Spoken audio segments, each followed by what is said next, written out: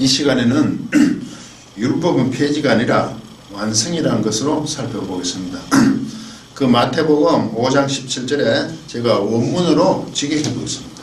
내가 그 율법을 혹은 선지자들을 파괴하기 위하여 왔다는 것을 너희는 생각하지 말라. 못할 것이다. 나는 파괴하기 오지 않고 오히려 그러나 도리어 충만하게 하기 위해서 왔다. 그래서 이 충만하게 했다는 것을 우리는 개역을 보시면 폐하러 온 줄로 생각하는 폐하러 온 것이라 완전케 하러 왔다고 이렇게 번역이 되어 있습니다. 나는 율법을 폐지하러 온 것이 아니라 충만하게 넘치게 하기 위해서 오셨다고 직접 말씀을 하고 계십니다. 그런데 오늘 율법은 굉장히 부정적으로 늘 인식하고 있습니다. 그런데 성경에는 율법은 거룩하고 어렵다고 합니다. 로마서 7장 12절에 보시면 이러보건대 율법도 거룩하고 계명도 거룩하고 어려움이 선하도다 라고 사도 바울은 말하고 있는 겁니다. 그런데 우리는 율법이 부정적인데 거룩하고 어렵다고 합니다. 그러면 이 율법에 대한 부분이 우리가 뭔가 왜곡이 되었다는 것을 볼 수 있습니다. 그럼 율법이라고 얘기할 때 율법, 하나님의 법이죠. 하나님의 법. 자꾸 율법, 법률이죠. 법. 이 토라죠. 구약식으로 하면 토라. 모세오경 뭐 다 포함한, 그리고 주어진 출애굽기에 주어진 그 십계명 뭐 이런 모든 내용을 포함한 이 토라죠. 신약에 오면 이것을 법, 노모스로 번역하면 노모스. 이거 하나님 법이라는 법, 노모스, 법. 이것은 법이죠. 우리 자꾸 구약을 그래서 율법이라고 얘기를 하고 있지 않습니까? 이게 토라, 신약에서는 법, 노모스, 하나님의 법, 성령의 법, 이렇게.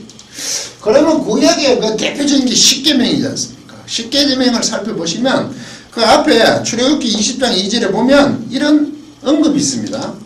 나는 너를 애굽 땅 종되었던 집에서 인도하여 낸 너의 하나님 여호와로라. 이게 전제로 되어 있단 말이죠. 종되었던 애굽에서 인도하여 낸 너의 하나님 여호와다 라고 얘기하고 십계명이 주어진단 말이죠.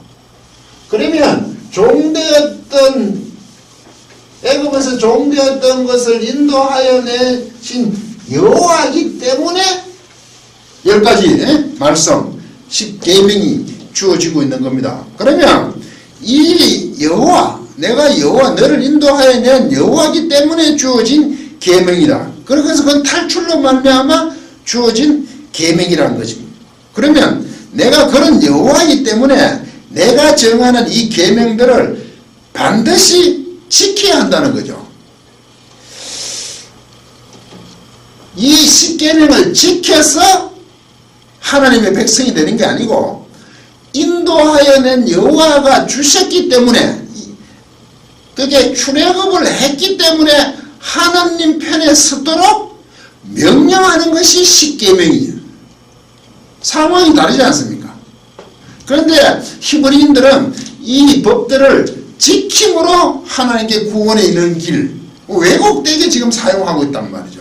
그래서 우리는 그것을 율법주의라고 합니다. 애국에서 인도해 놓으신 하나님께서 그 인도해 내신 하나님 여호와가 명령하는 것, 하나님의 요구하는 것을 지키도록 주어진 그 명령이잖아요. 그러면 오늘날 복음과 너무 같지 않습니까? 구원받은 상태에서 하나님의 말씀을 따르는 거 아닙니까? 신약에서도. 구약에서도 마찬가지로 대표적인 십계명도 그런 것으로 주어졌다는 거죠. 그러면 이스라엘에 있어서 이 하나님의 문제는 선택의 문제가 아니죠. 그 인도내신 여호와가 명하신 것을 그렇게 따르기를 요구받기 때문에 그것은 필수적으로 지켜야 되는 문제죠. 그 법 안에서 살아가도록 요구받고 있는 거 아닙니까? 내가 너를 택하였다는 거예요. 인도하여 냈기 때문에 지키고, 그 지킨다는 것은 하나님 편에 서서 하나님이 합당하게 요구하시는 그것에 맞게 살아가도록 부름을 받았는 거 아닙니까? 그런데 이 부분에 대해서 이스라엘은 실패했습니다. 가나안에 들어가서 그들과 동화가 되고 모든 성읍을 진멸하는 것을 행하지 않습니다. 왜 모든 성읍을 파괴 멸절하라고 하시면 내가 인도하여 여호와가 너희들을 지키는 거지 너희들 스스로 힘을 쌓아 성읍을 만들고 망루를 지어서 자신들을 지키는 게 아니라는 겁니다. 내가 곧 너희들을 지키는 여호와다. 심지어 이방인들이 하고 있는 그 왕의 제도도 하고 받아서 사무엘 때에서 왕을 하나님께서는 부정적이지만 그들의 요구에 따라 허락하는 법을 볼 수 있습니다. 심지어 말라기서까지 가면 이런 말이 있습니다. 1장 10절에 만군의 여호와가 이르노라 내가 내 날에 헛되이 불사르지 못하게 하기 위하여 내 중에 성전문을 닫을 자가 있었으면 좋겠도다. 내가 너희를 기뻐하지 아니하며 너희 손으로 드린 것을 받지 아니하리라. 성전문을 닫았으면 좋겠다라고 말씀하십니다. 가장 대표적인 그 제사의 문제조차도 하나님께서 거부했으면 좋겠다 할 정도의 상황까지 와버렸단 말이죠. 왜곡되게 그들은 하나님을 섬기고 있었단 말이죠. 로마서 3장 31절에 보시면 그런즉 우리가 믿음으로 심지어 믿음으로 말미암아 율법을 폐하느냐 그럴 수 없다.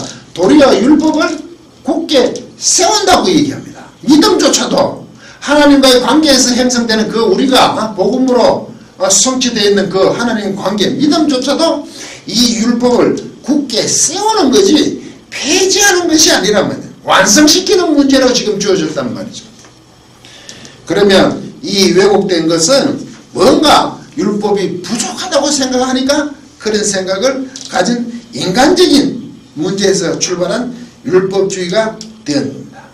그래서 예수님께서 첫 그 말씀을 선포하는 마태복음의 산상수훈에는 이것을 바로 세워줍니다. 살인하지 말란 것은 형제에게 노하여서도 안 되는 것이고 간임하지 말란 것은 음욕 자체를 품어도 안 되며 이혼 점수를 주어서 아내를 이혼하는 것도 버리지 말라는 거죠. 헛맹시하지 말라. 옳다 아니다만 하라는 거죠. 눈은 눈에서 이에는 이에서 뜨냐 오른밤을 치면 왼밤을 돌려대라. 원수를 사랑하라 라고 주님께서 말씀하시며 지금 행위적으로 주어져 있던 그 하나님의 그 율법들이 완성으로 되어 있는 겁니다. 이렇게 바뀌었다는 거죠. 바뀌었다는 표현이 좀 이상하지만 이렇게 충만해졌다. 푸레로.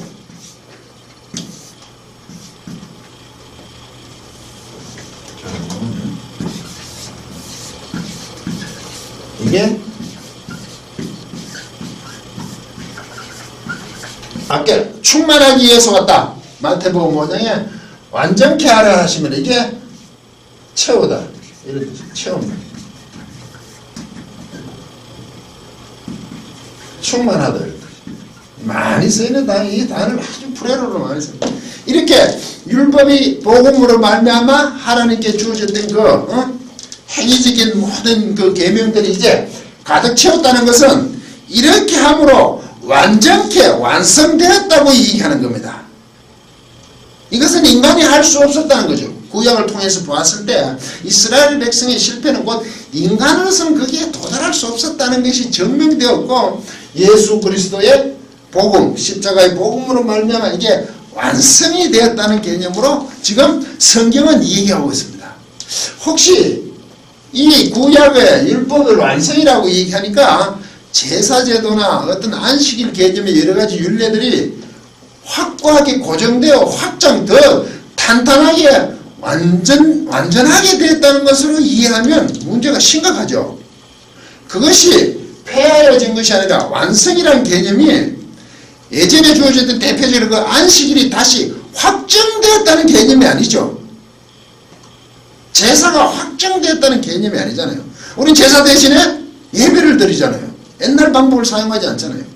그럼 안식일도 마찬가지 우리는 주님의 부활한 날을 기억해서 주일이라는 것을 지키고 예배를 드리고 있잖아요. 이런 의미에서 완성되었다고 있는 겁니다. 완성되었다고 하는 겁니다.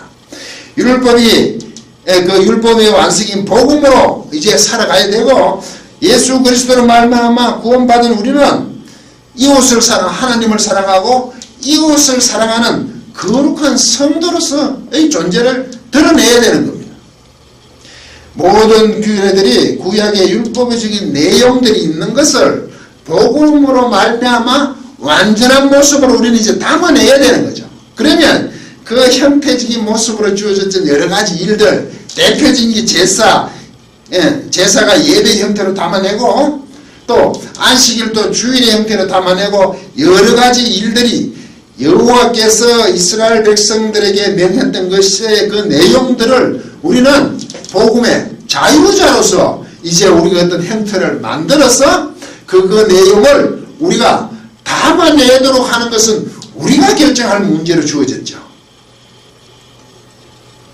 그 십계명의 내용을 지금 우리가 오늘날 살아가는 하나님을 사랑하는 것과 이웃을 사랑하는 것으로 담아내고, 또 하나님의 그 섬기는 그 예배도 삶으로서 담아내기를 바라는 거죠.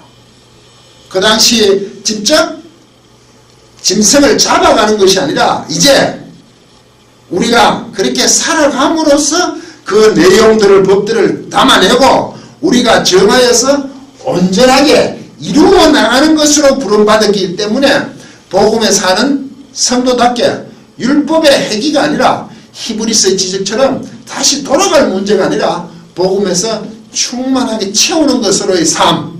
그래서 여러 가지 오늘날 있는 제도들도 당시에 있었던 것을 오늘 우리의 상황 속에 맞추어서 정하여야 될 것을 한번 생각하고 있는 겁니다. 그런 의미에서 완성을 놓치지 않고 율법도 선하고 거룩하니 그 내용들을 복음 속에서 담아내는 삶들이 되시기를 부탁드리겠습니다. 강의를 마치도록 하겠습니다.